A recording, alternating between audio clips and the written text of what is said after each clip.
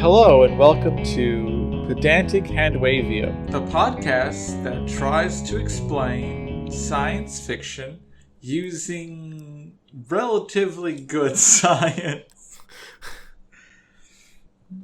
My name is Simon. And I'm Geoff. So, today we're going to try and explain the problems with Star Wars. They're few and far between, but we'll find them, I'm sure.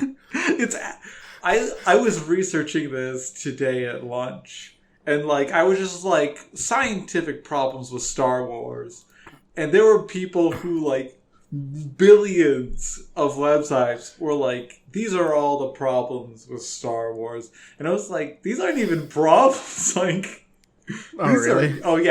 I took some of them down, but I could explain them away in maybe a minute, not even. It's not tough to explain a lot of stuff if you're given the entirety of physics to do it with. Right, yeah, we can make some stuff work. We can make stuff up. Yeah. So, first, let's kind of get an idea of everything, of the big things we think are wrong, or that people think are wrong with this universe. Okay. So we're doing the Force. All right, that sounds fair. And with that, midichlorians. Everyone's favorite topic. Everyone's favorite. I think I have them. It's tough. Yeah, I also feel the podcast getting 1-star ratings just by saying midichlorians. Maybe. But also, maybe not. Just hang in there. Yeah. We're going to bullshit some stuff. Oh, yeah. And they do exist. Anyway. Oh, that's a good question. Are we still going for the not explicit tag, or... Oh, I would say do I have free reign? It's up to you, though. Okay. I like non-explicit. That way it's that's fine. I'll try to rein it in. Yeah, if you can't, that's fine. But let's shoot for it. Okay. Lightsabers. All right. Hyperspace. Jumping faster than light. All right. There's ways that can be explained, I guess. To throw in a biological one for you, humanoid aliens. Oh, why wouldn't they be humanoid? We are the superior species. And, I agree, but some people don't. And those people are wrong. Like normal people who think about things. So there's also sounds and explosions in space. Oh, that one should be easy. I actually think so. I mean, we've already talked about it, that one. And then the last one I found that I included, because it is so nitpicky, I hate it. It sounds like it's right up my alley. Hold on. So, when stormtroopers fire their lasers, they make noise. They're blasters. Please. Whatever. Right. Science, man. We also have to say, I don't know that much about the mythology of Star Wars. So, a lot of this is just what I remember from the movies. Yeah, most of what I know is that most of it got destroyed by Disney. Oh, the entire... all of the movies are canon now. Right. Yeah. Except for the Disney TV shows. Which is fine. They were great. Also, I believe Knights of the Old Republic is canon now. Weirdly. I don't know why. Okay. Yeah, right? Sure.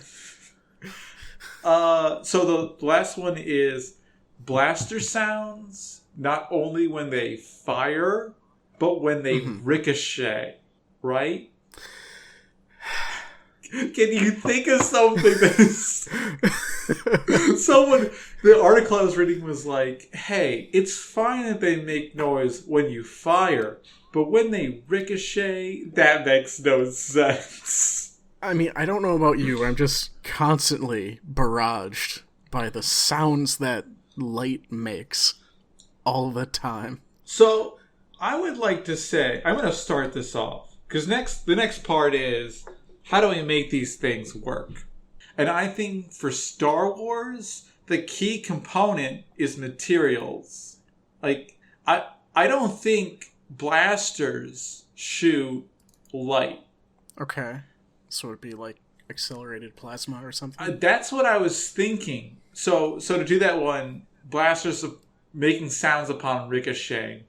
I think it's the heat, immediate heat transfer to a material that causes it to vibrate. So it has to heat up really quickly.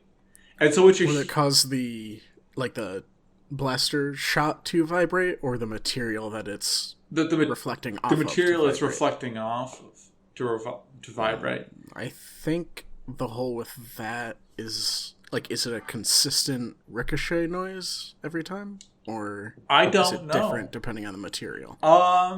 So to that I would say, if we're talking about a high enough energy bullet or projectile, I don't think it would matter. It would be like the that's what I'm saying, like the material properties would be so low relative to the amount of energy. Sorry, I had to burp. Okay.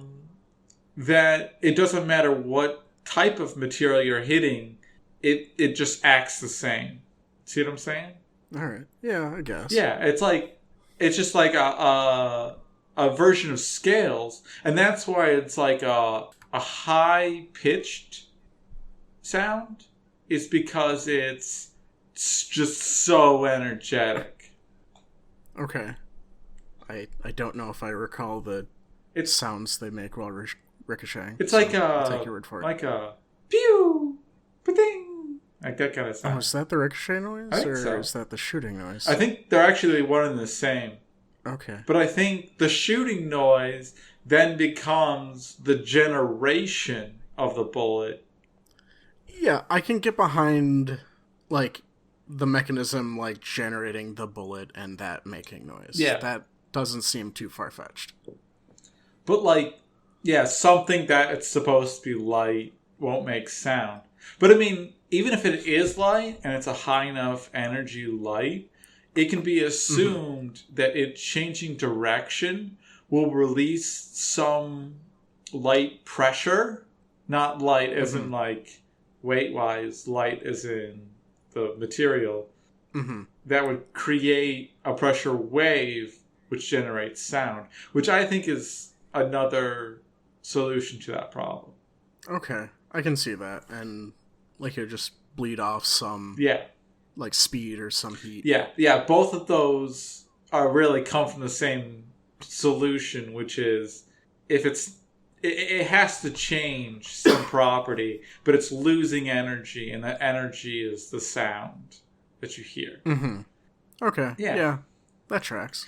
Yeah. I liked it. That sounds so. But that one was easy. Like, I looked at it and I was like, what? This doesn't make any sense. Like, it's really simple to explain. Yeah, like, I would really love to argue against it, but, I mean, it does make sense that there's some transfer of energy that comes off, like, in a way other than light and heat. And you even get, like, burn marks where they shoot, which makes a lot of sense if there's a transfer of energy. Anyway. Right. Next one. Let's do the other easy one, which is sounds in space. I actually first heard this from a different sci-fi apologetics guy. That is... It's got to be a really big field of study. It's probably actually is. Like, I mean, it's a lot of fun to do. I find it fun. Because you get to take, like, the little science you know and be like, yeah, this is probably what happens.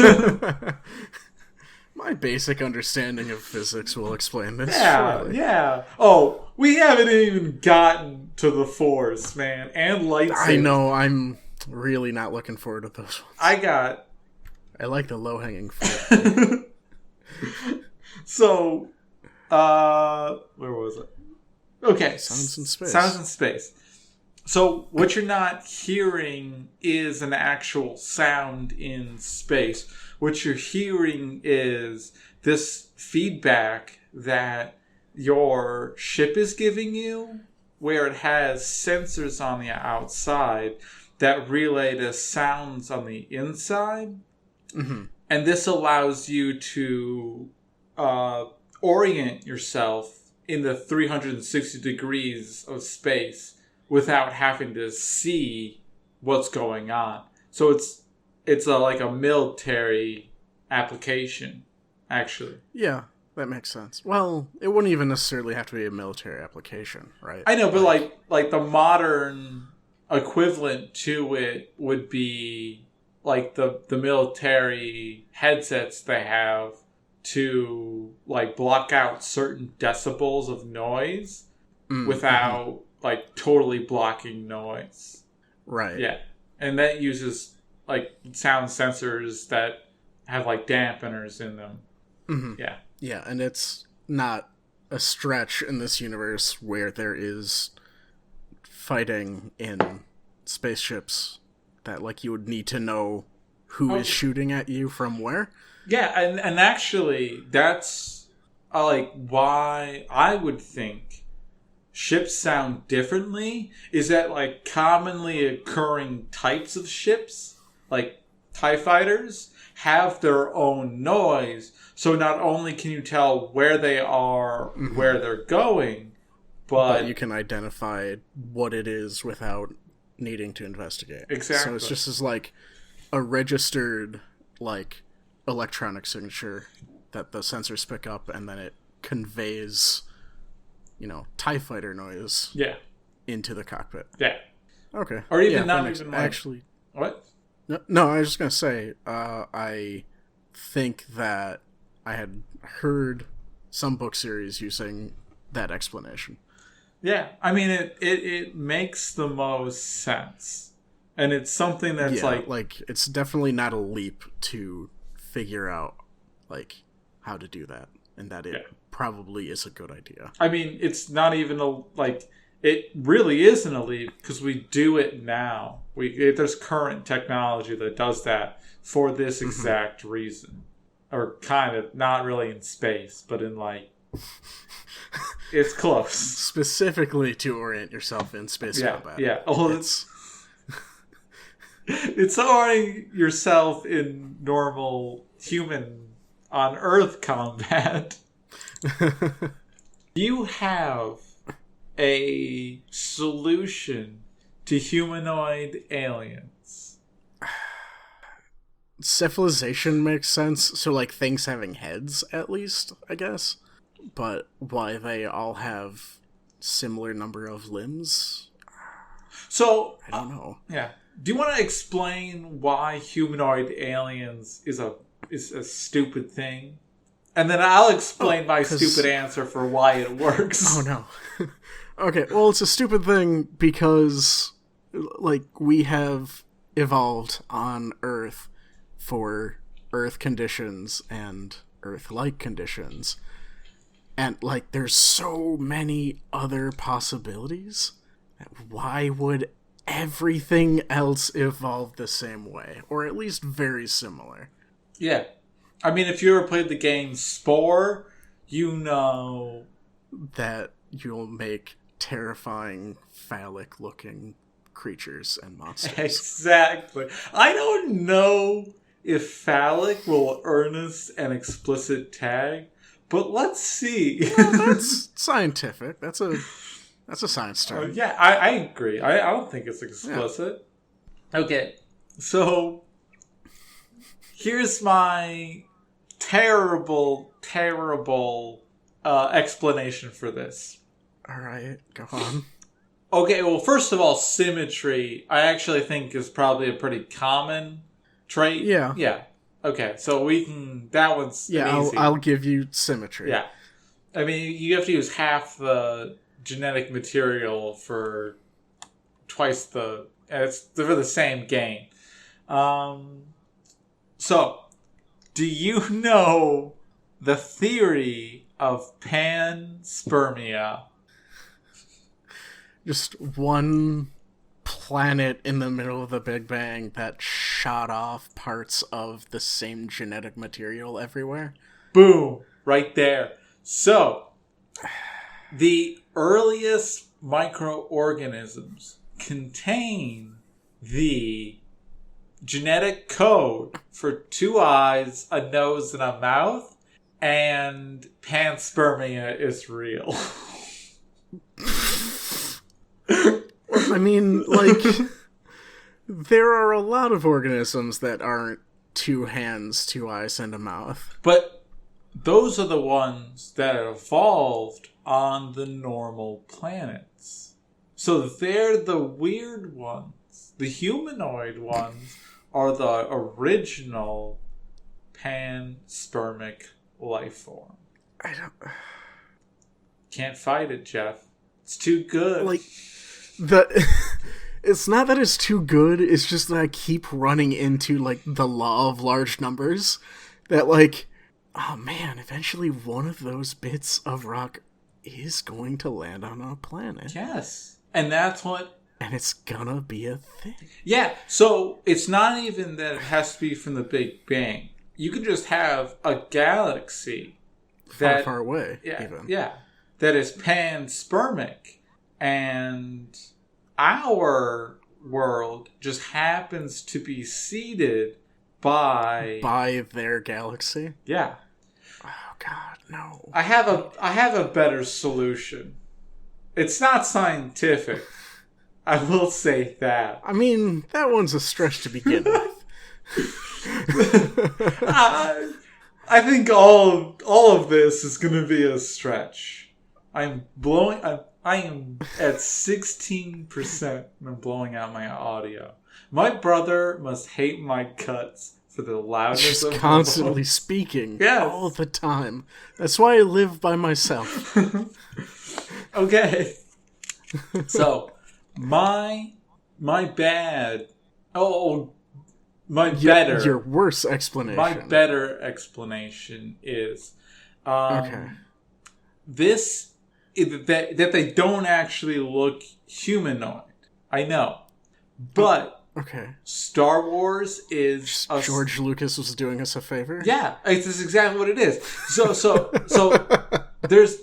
this is an actual cultural phenomenon. It's like why Jesus appears white. Yeah, I was gonna say George Lucas is like humanoid washing the galaxy far away. But you get this a lot, like depictions of Moses in like 17th century clothing, which makes no sense because he's a Jew from Egypt from before Christ. I mean, I feel like for this I would have to assume that the events that have happened a long time ago in a galaxy far, far away happened. And our someone told Lucas them. Yes, that's what you do. And you see, like, that's the base assumption that I feel like is just the one step too far from panspermia. Let me ask you this. Really accept. Let me ask you this. If Lucas has said these things really happened, would anyone believe him? Yes, they would. But there are also people who believe the Earth is flat. But, yeah, okay, so there you go. The majority of people would laugh at him. Uh-huh. Right. So, to make his stories universally accepted, he makes them fiction. Well, it wouldn't be universally accepted. It's just accepted as stories. Us on Earth. Yeah, to be liked, who are human, at least. Okay. He goes, no one's going to believe me anyway, so I'll just pose it as fiction. And because I don't want to make alien races, I'll make them humanoid. It's better than panspermia. I'm not going to be the one who slanders someone with a lot more money than me. I'm not slandering him. I mean, we already know he stole the story. if you don't believe me that George Lucas stole a story, just type into Google, did George Lucas steal Star Wars? And you'll see, you went to Japan. What's the guy's name? There's a lot of guys in Japan. It's Kurosawa? Akira Kurosawa? Akira Kurosawa. That's what I was trying Akira Kurosawa. I don't speak Japanese. You don't speak English well either. I don't. And I'm podcasting. This just shows you anything is possible. Easy it is, guys. But the hidden castle is what I've heard. I mean, it's also like every story is stolen from an earlier story. Like Gilgamesh is probably stolen from someplace. I mean, that's going to be real hard to check. Yeah, I mean, Gilgamesh is real early. Exactly. Well, it's why it's considered the first story, because it's the first one that we found. Oh, yeah. Why have I not heard of this? The Lost Castle? The Frozen... No, what? The Hidden Fortress. Yeah, Hidden Fortress. Like any Kurosawa and Mifune film, I'm very into. Yes. Actually, that one is long and boring, so you'll love it. I mean, Seven Samurai is my favorite film, so you can't get much longer or more boring than that. We should do the Seven Samurai. I'm very down to watch Seven Samurai for any reason. Let's move on. I feel like humanoid aliens has been solved. It doesn't need to be probable. It just needs to be possible. Like, it's all I'm asking. That possible gives you a lot of leeway. Like, I need it. Don't worry. Yeah, I mean, humanoid. Similarly, they could just, like, you have bits of rags and grain, and just on different planets they happen to make different animals.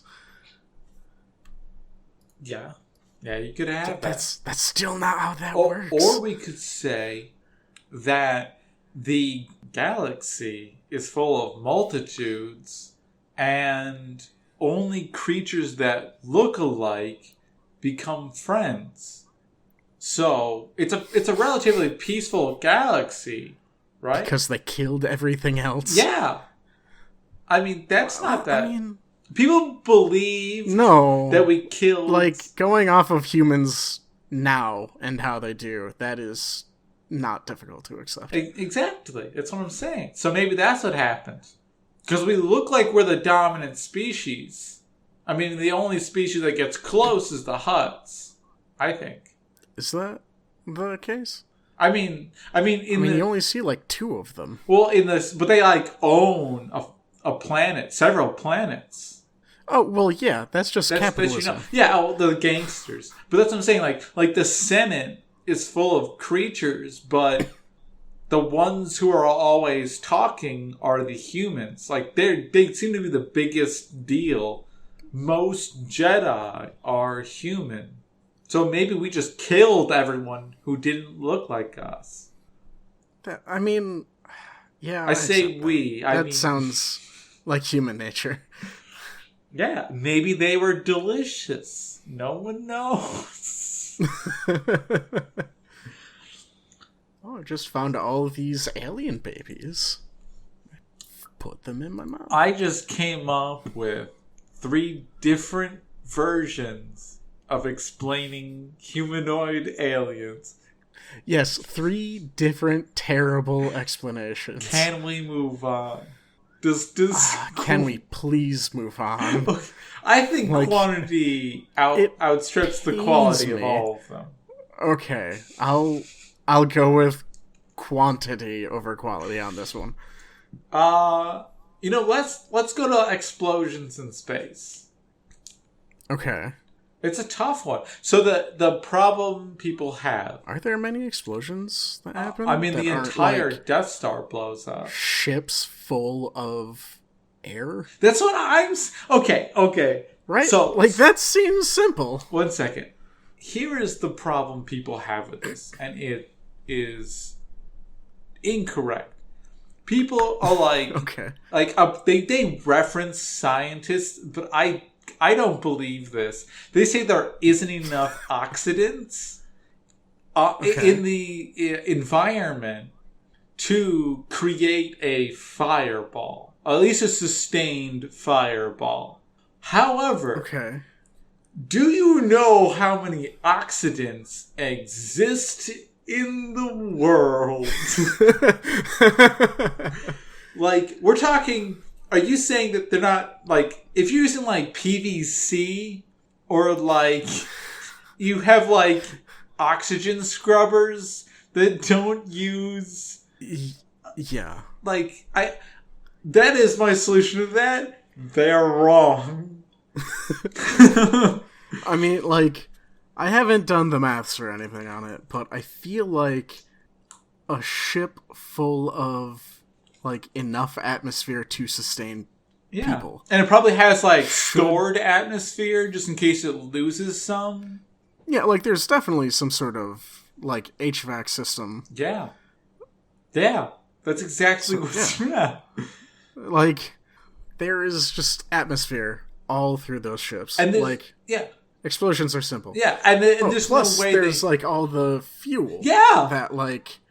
is stored next to all that atmosphere. Yes, and and you don't want to use up the atmosphere you have. So there's no way that fuel does not contain an oxidant. Yeah, yeah, it's crazy. This is insane. Why is this a problem?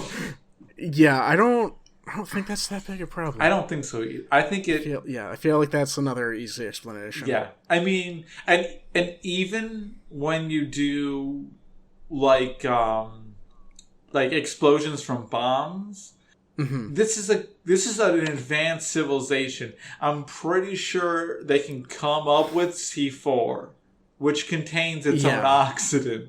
Right, like that doesn't sound too difficult either. Yeah, and it's like guns firing in space. It doesn't take that much air to create a good explosion.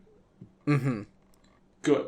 Yeah. So, that seems strange. Yeah, I wanted to put that one after the humanoid aliens so we could agree on to give us a nice, good, easy win again. Yeah. So the next one I'm going to go for is hyperspace. Oh, good. Which is faster than light travel. It is physically impossible unless... per standard, like, traditional understanding. Yeah, of physics. I would say it's simple. They're not moving through space. They're moving space around the ship. I enjoy the reference. I didn't think anyone else was just gonna get that right away like that. No.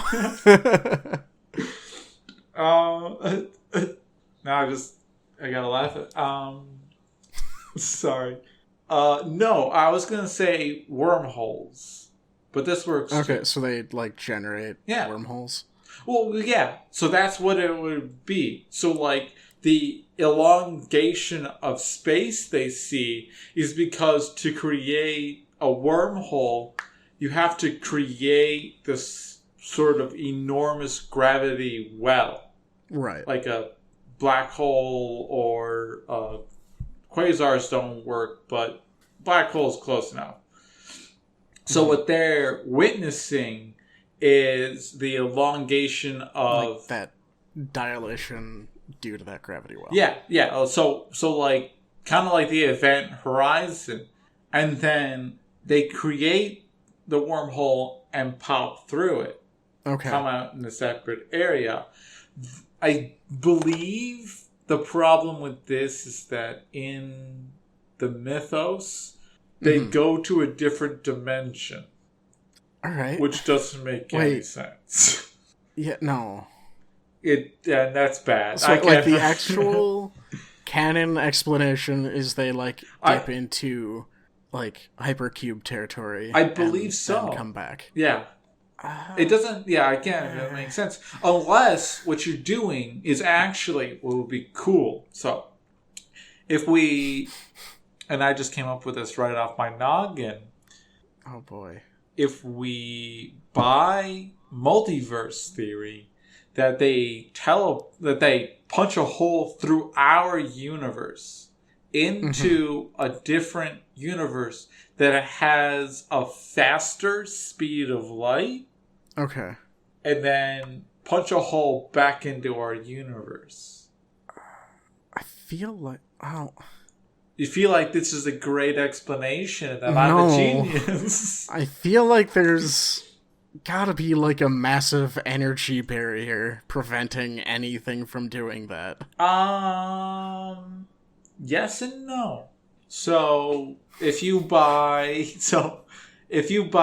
string theory, technically, I mean it does still take a lot of energy. Yeah. Some would say close to the energy of the Big Bang. Yeah. But if you were in the right place within our universe, you could do it with relatively small amounts of energy. You just have to be really precise because it's like a membrane that you have to go through that exists someplace. Because a universe can exist within a different universe, and then that universe can also contain the original universe you were in. Okay, the issue with both of those hypotheses is ships going into hyperspace and ramming into other ships. But this... which has happened in the recent films. No, they were followed through hyperspace, which actually... No, they definitely went, like, through a dreadnought. So... that was not moving. Oh, you're right. That happens at the end. Yeah. Oh, man. Blew a hole right into that thing. Right into that. Like why did they include ship out of fuel? Yeah. Blowing its way right through a dreadnought. What are the So I gotta... I mean... You gotta rework this whole idea. Wormholes are out. They really are. Dipping into another universe, or another universe is out. So this is... That's it. That is what has to go on. So there is a theoretical solution to this. Okay, go on.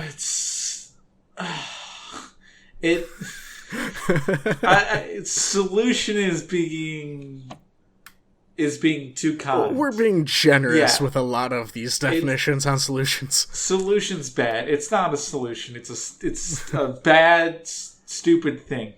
FTL is possible. Faster than light travel is possible. Right.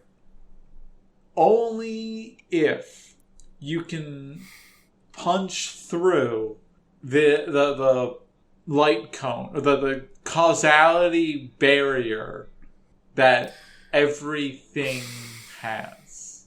Yes. Those are called tachyons, and they experience time like we experience space. Yes. So they turn entire ships and people into tachyons. Yes. That's a solution. But would that interact with, like, normal, like, our 3 dimensions in such a way that it would, like, destroy ships if you ram through them? No. Why did they include... That's such a tough thing to explain. Unless... Okay. You have to reach a sufficient level of acceleration, not velocity. Okay? So that's why it's alright that's just not moving beforehand. but what she's actually doing is not hitting the ship in hyperspace, but hitting the ship Hitting it like in its wind up to hyperspace? Exactly. Okay. And I mean, that makes sense. If you're trying to bend space and time, acceleration is how to do it. Or even creating gravity well. It's probably acceleration that's how you do it. You just accelerate really fast, really quickly. And you just start warping space-time around you. Okay, well... So she's probably... That would just be relative. She's not going like 1.05 the speed of light. She's instead going like 95% the speed of light. So that's... Okay, and that, in this theory, would like be the energy barrier to get to hyperspace, is to hit that almost speed of light. Yeah, so you need acceleration and velocity at that point, actually, because you're competing against the velocity and speed of light. But so that's what I'm saying. You have to get a certain velocity in a very short amount of time. The issue with that, though, is... Can you just give like, me there are people just standing on the bridge of any ship, and it accelerates to essentially the speed of light, and they come out the other side, and somehow no one is mush. Yep. Easy. They've developed technology that can stabilize pockets of space-time. So you don't feel acceleration because acceleration is warping with space-time, but it's happening around your ship. So like if you have like a thing that's attached to your ship, that gets caught in your bubble of space-time warping. Okay. Boom. Well... Yeah, accept it. I can allow the bubble of space-time warping because there's, like...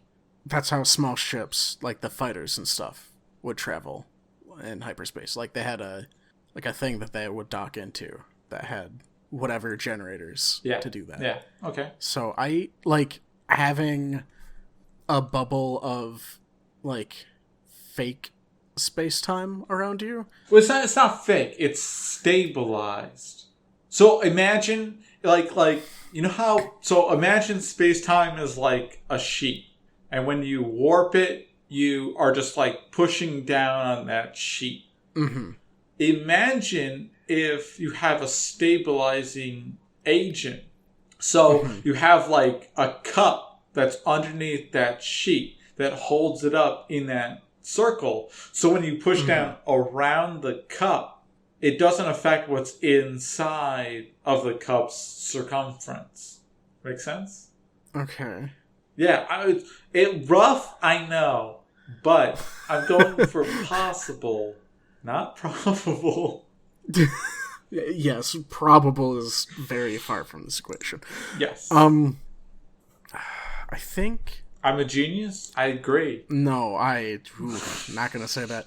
I wish now, having had this conversation, that I paid attention to any of the Star Wars films that I've watched, or also to watch any of the recent Star Wars films. It's fine. You pulled stuff out I had totally forgotten about. And well, we're doing great. This is great podcasting. And we can't talk forever. So we just have to, like, alright, this will be for the episode 1, like, revisit. I mean, we're fun. We only got... Sounds of Space, still great. Blaster sounds still great. Let's talk about hyperspace for another 3 hours. Well, okay, so after this, we only have 2 more. And yeah, the easy ones. And I am certain I have some of them down.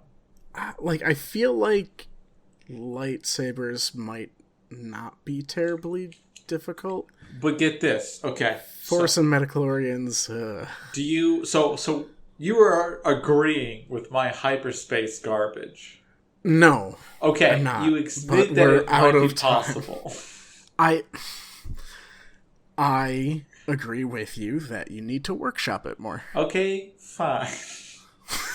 I will get back to you. After I do some research, and not the preliminary Wikipedia searches I was doing. Yeah, and I'm gonna have to do some research to know how to poke holes in your nonsense. So, lightsabers. Right. Lightsabers. And this is where materials like when people say like this, like blasters are shooting light, I was like, yeah, I know. There's nothing that says that, so I'm not gonna buy it. Lightsabers, nobody says they cut using light or are light beams. I agree with that. I can make them whatever the hell. I think it makes much more sense that they're not actually light. Exactly. So I think the beam that is emitted is actually a byproduct of what's actually going on. All right, and enlighten us what is actually going on. This is why I was researching relic particles. I believe that lightsabers are magnetic monopoles held, so specifically negative magnetic monopoles held in suspension. Okay? You get me? All right. I don't know enough about it to refute you. So imagine it's a bubble, okay? And the bubble is a negative magnetic charge. Okay. Magnetic pole. No positive. So what you're seeing is actually electrons on the inside of that bubble being peeled away, but then being forced back into their atoms because you still have the nuclear forces in effect. So you're just seeing the light on the inside of the lightsaber being energized by these monopole magnets. Very incredibly strong monopole magnets. Yeah. However, this also explains how lightsabers can cut through materials. Because what they're doing is actually creating and physically splitting chemical and physical bonds in materials. And not through the heat of the blade. Which answers the age-old question, can a lightsaber cut adamantium? Answer is yes. It's tough. How do they deflect blaster shots then, if they just consume materials that they hit? Depends on what blaster shots are made. If we're saying blaster shots are made out of photons, tough. I would say they're not deflecting so much as absorbing and re-emitting, which is like probably due to the fact that the insides are just a chaos of plasma. Well, I feel like that would more disperse the blast then, not necessarily like fire them back in a cohesive manner. Not necessarily. I mean, well, probably, but shut up. Very likely, but I mean, I'm sure there's a way that you could engineer the field to create a systematic deflection or a re-admission. Well, yeah, but these are also like rocks put into a handle. So there's not much. There aren't many electronics involved in this. Is it just Kalax? Dropping it in. What's the name of the crystal? Kalax? Kalor? Whatever the hell. The crystals are just the... So, these are relic particles. So they exist in really small quantities. I believe that the crystals that are inside... Kyber crystals. Kyber crystals, thank you. Yes. I believe the Kyber crystals are merely matrices that have contained these relic particles, which is why they're so rare. Make sense? And that's how these are able to be manufactured. And why it doesn't matter really the engineering of the saber itself, but... Yeah. Well, but then that calls into, like, synthetic crystals. Yeah, if you can gain enough of the relic particle, you can make your own kyber crystal. Like, these are materials that can be found. Just made in a forge or something? I mean, or like they're made out of the Force? So you would need an incredible amount of, like, space to collect enough of these relic particles, and then you would need to smush monopole magnets. Like, you needed like a sun to push them together. Right, well, I mean, I don't think like any of the Sith or Luke had access to, like, well, I'm just gonna dip into the sun. I have to finish this crystal. Well, I mean a sun level of energy. I mean they do. Then, so the only synthetic crystals... I don't know of many Dyson spheres in this universe. The only synthetic crystals are the Sith, are the red ones. No, the Sith did synthetic. I think Luke's second lightsaber was synthetic. I don't think it's synthetic. I think it's kyber. Crystal. Yeah, kyber crystal. I mean, maybe I'm wrong. But it could just be that it was made at a time when synthetic crystals were more available. Well, it's not that they were more available. It's like he made it. Did he make the crystal? So how is he making it? Is that he made the actual crystal in his lightsaber? I mean, I think in the green lightsaber, I think so. No, I think it's only the red ones. I think the red ones they're the only are all definitely synthetic. Yeah. I think the green lightsaber, Luke's second lightsaber, was also synthetic. Even if it is, what's to say he can't just reuse the old technology to create a green lightsaber? We don't see what happens between the Revenge of the Sith and... I mean, they didn't have Jedi. That many resources. I mean, no, right? but it could have just been on, like, some derelict Jedi planet. I mean, I don't know the lore well enough. I think I don't to know what happened. I don't think that's that big of an issue. Creating, because you could create synthetic crystals this way, but I mean, so it just has to be available, and they constantly go back to, like, old rebel hideouts that existed, hundreds of years ago or whatever. Okay, yeah. So it's quite possible that there's, like, old Jedi technology is just sitting on some random planet somewhere that no one knows about, except for Yoda or something like that. Well, according to canon, it's also made out of plasma, not... Is it? Okay, well then it's impossible. Yeah. That's some bull. I tried real hard. I thought it was being really clever. If it's made out of plasma, it's got to be a magnetic field. Maybe a magnetic field that's strong enough to create a vacuum. I can see, like plasma that is... extruded, and that's it's stable in the orientation it's in. You could use cold fusion, which is, yes, that's the best I got. They are miniature suns. I mean, it's possible. Maybe kyber crystals are just the secret to cold fusion.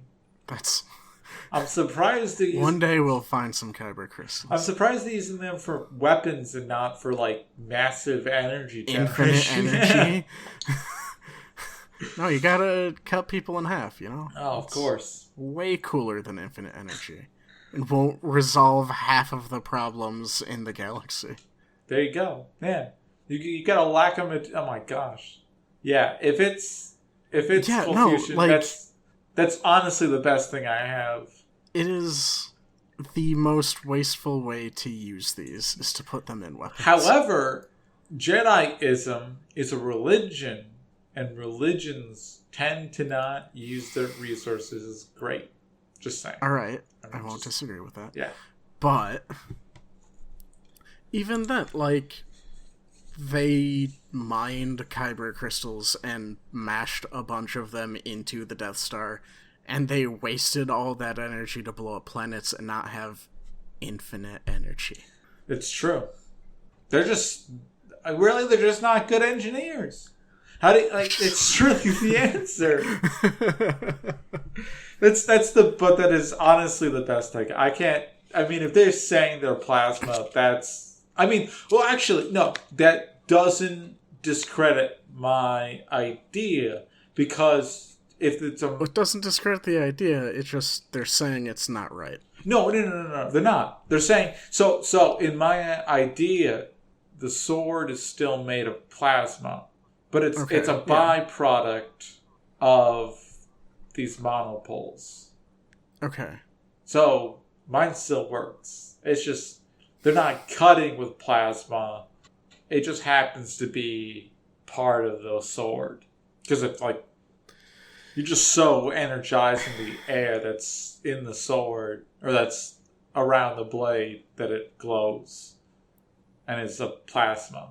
Plasma means a whole bunch of stuff, dude. Like, fluorescent lights use a plasma. It's pretty cold. So there you go. Mic drop. All right, let's move on. Find plasma or something. I don't like this, like, rabbit hole. It just keeps not making sense the further I look at the Star Wars wiki.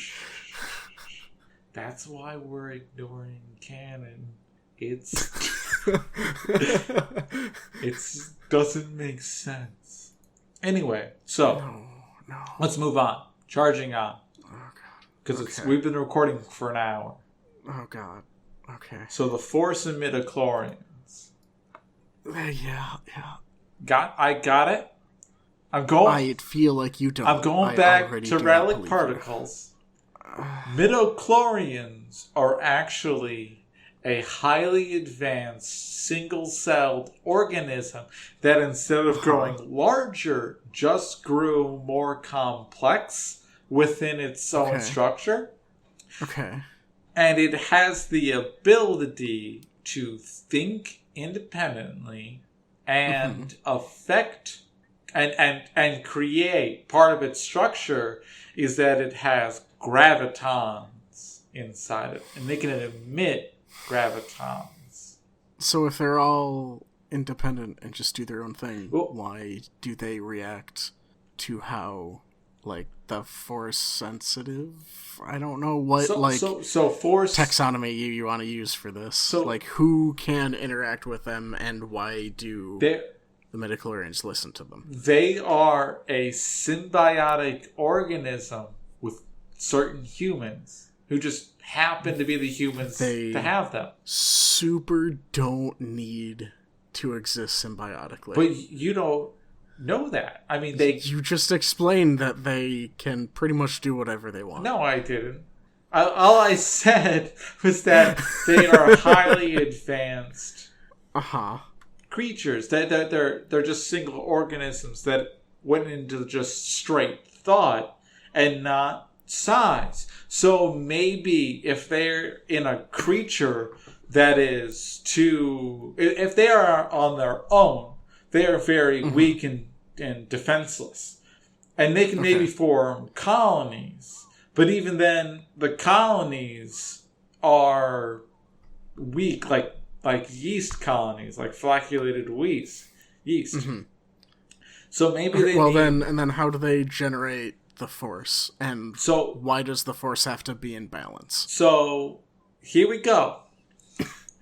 The Force. Buckle up, guys. We're gonna make some stuff up. The Force is gravity waves created by graviton, the emission of gravitons. And the Force being imbalanced is a bunch of baloney created by that is an antiquated the plot religion. of every movie. It doesn't. It may be, but nothing says that the plot of a movie has to be correct. I say to you, what if the Jedi are unreliable narrators, which they probably are. They're monks. They believe wholly in their religion. So they believe the Force will be at the same time, though, like, there is still, like, that balance that is brought in the universe. Yeah, it's a self-fulfilling prophecy.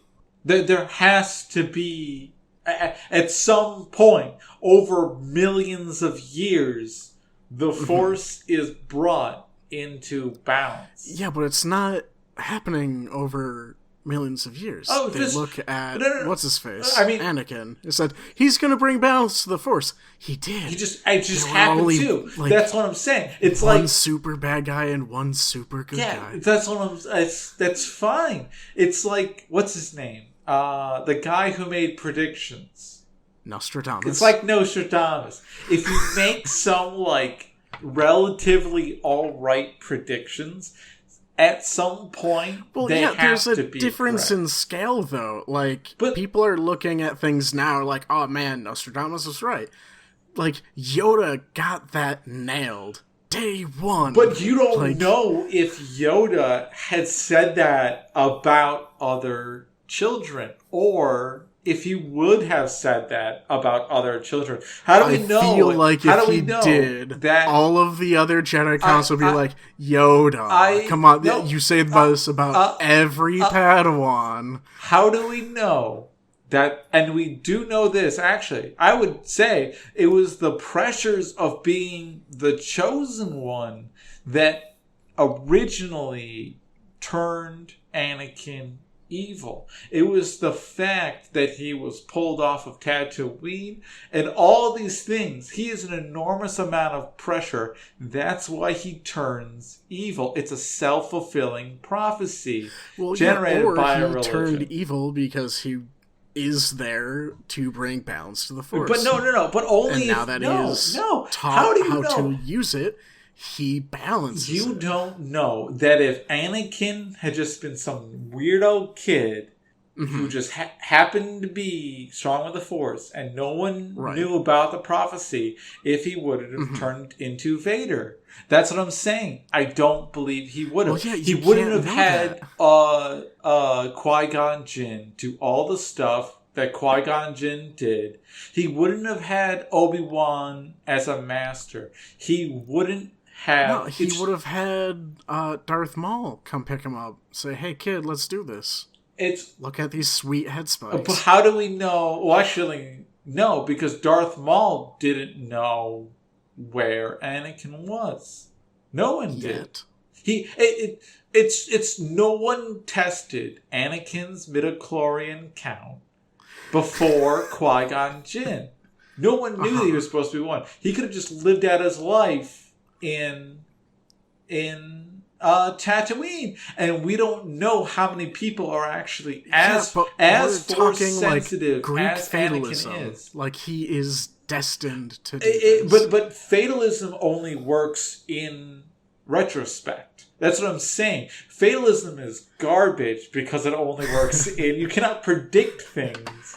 No, and this is there are constantly. Plenty of like old Greek people with prophecies that said, "Hey, you might be really close to your mother someday." But that's so. I am saying that this is a self-fulfilling prophecy by the Jedi. It's not a self-fulfilling prophecy by the Jedi. It is fatalism. It's not yes. Fatalism is it's not fatalism. Fatalism is a story.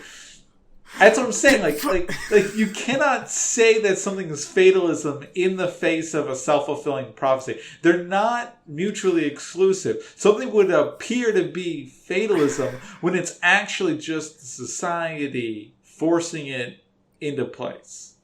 Or the religion. That's why it came out that way.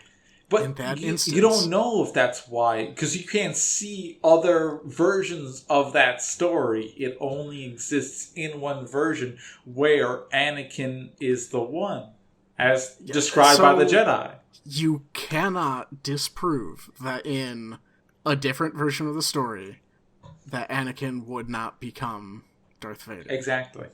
And I believe... So he I actually think I am supported on this in the second and third movies, that the reason Anakin turns is because people think he is the one. That's it. Yeah, and he is. He is the one who brings balance to the Force. He may be, but that is irrelevant. The reason he becomes the one is because people think that he is the one. So they give him an extra training.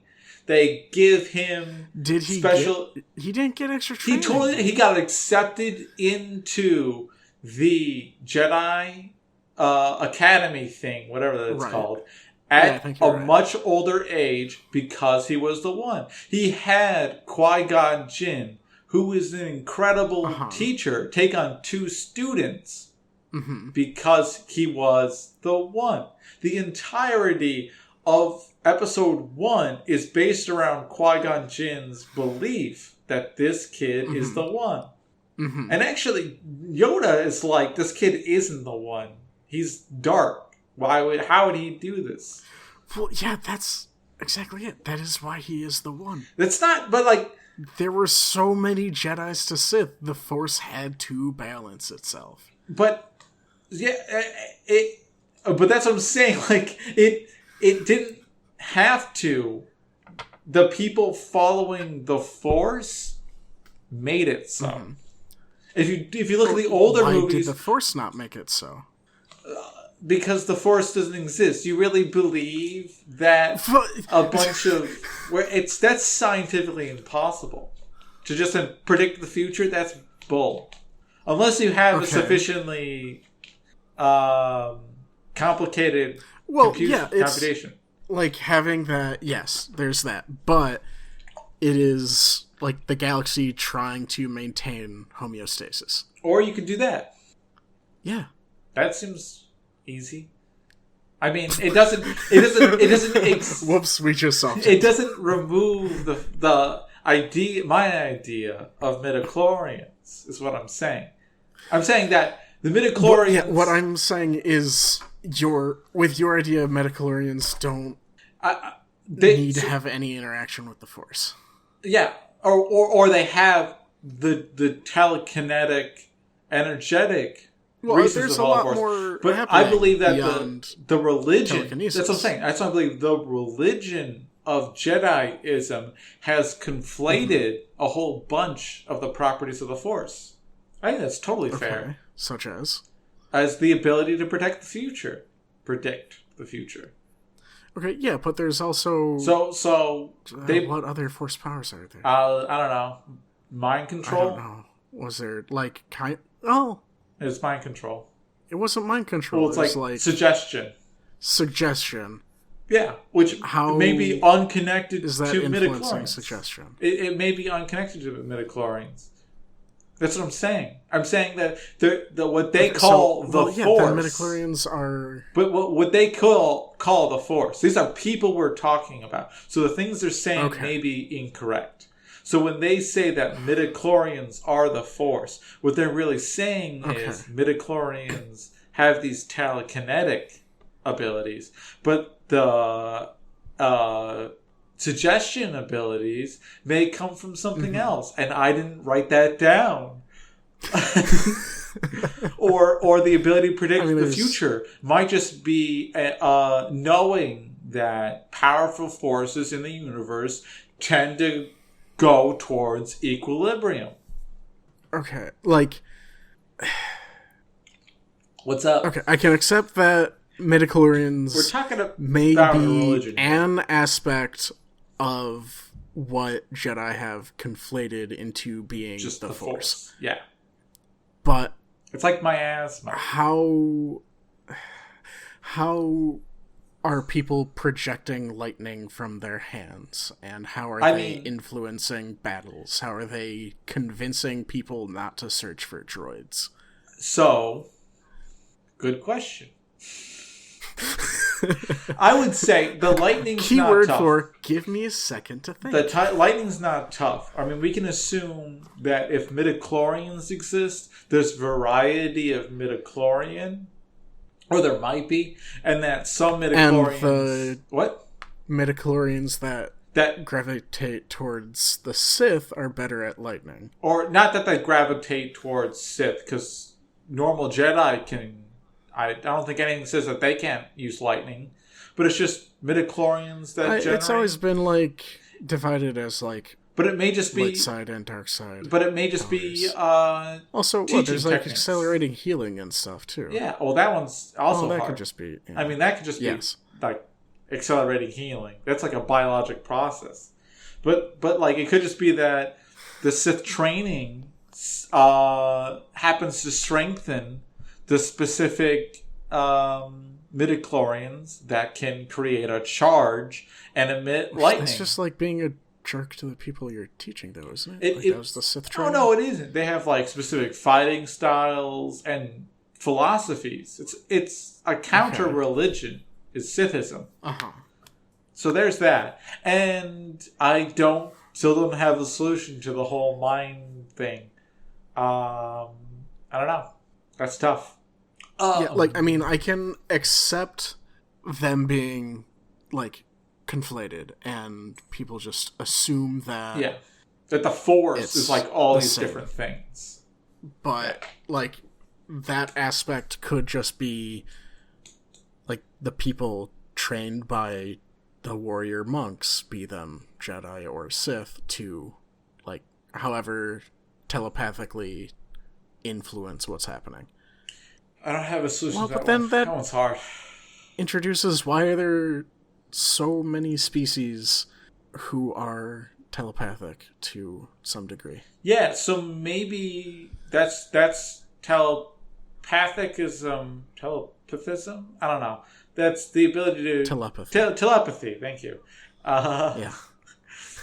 That's telepathy, which is the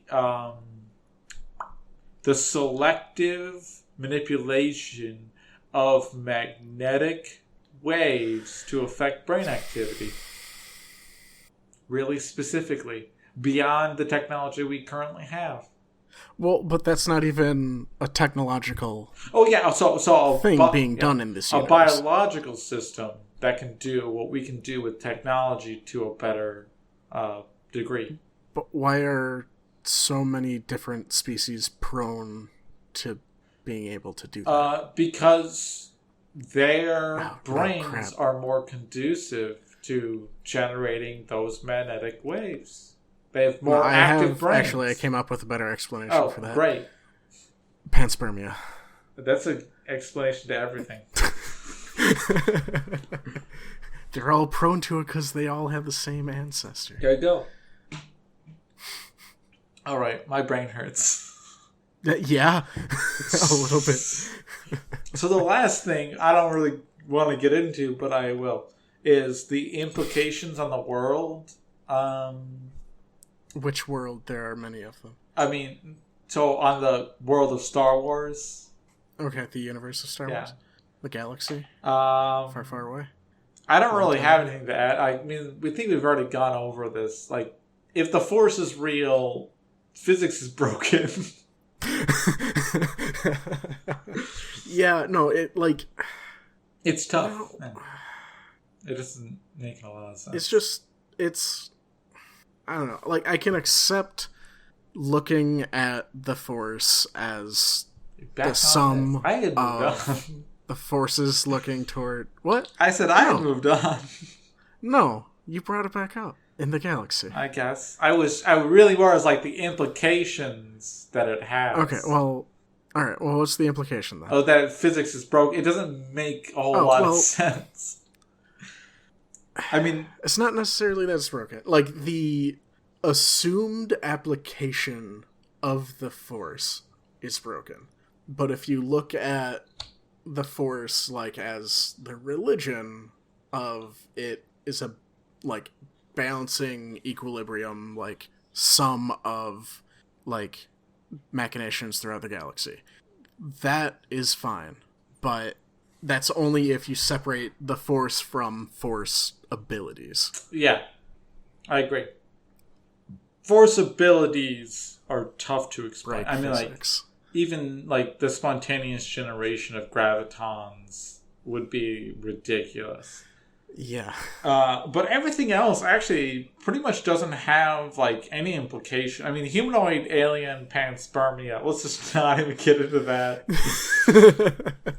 And, I mean, everything else just pretty much makes sense. And, like, within the world of Star Wars, so it'd have the normal implications that they've used them for. I mean, maybe hyperspace. I mean, if they can... Yeah, the hyperspace has to be workshopped a bit. Yeah. And lightsabers, I mean, if it's cold fusion, they can... Why are they using it for lightsabers? They can do so much more. Because people are short-sighted.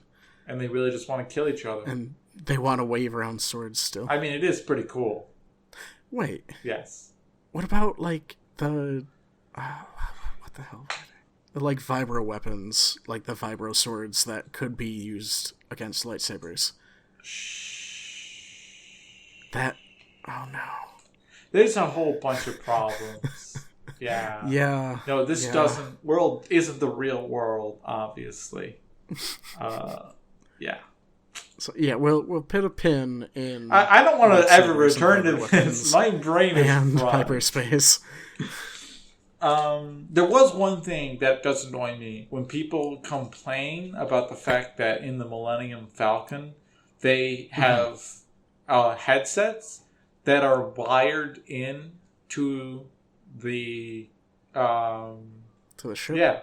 Like, Why do people complain about because that? they're like, oh, they should have better technology than that. I have a cordless headset. Yeah, your cordless headset can be listened to by literally anyone. You are broadcasting your voice. Right. Also, it has latency. You don't want that in a fight. You're dealing. Well, sometimes you gotta just blast all those TIE fighters. Exactly. You want like milliseconds. You want an analog. Yeah, no, like it makes sense that like there's still like you're hardwired into that makes total sense. The ship. Like that makes a lot of sense. It's way more robust. That then like that's the basis of Battlestar Galactica technology. Is that it's hardwired? Yeah, otherwise the Cylons can take it over. Oh, look at that. There you go. Yeah. I don't... Oh, no, we're going to have to do Battlestar Galactica. Oh, we're going to have to do so much stuff. But this is way easier, and I like it way more. I don't feel... I'm tired, but I'm not so tired. Anyway. Yeah. Let's sign off. Okay. Thank you for listening to us. Hopefully you've learned something about something. I don't know. Feel free to let us know your thoughts and opinions. Yeah, if you... it's my understanding that we're not supposed to read the comments anyway. It's fine, yeah. And if you do know any good... actual explanations. Yeah, like good apologetics, feel free to email us or contact us. I think we only going to be available through email because neither me nor Geoff use social media, which is probably a problem, but it's fine. Don't worry about it. All right. Thanks for listening. I'm Simon. And I'm Geoff. Thanks for listening to our sitting through this philosophical rant.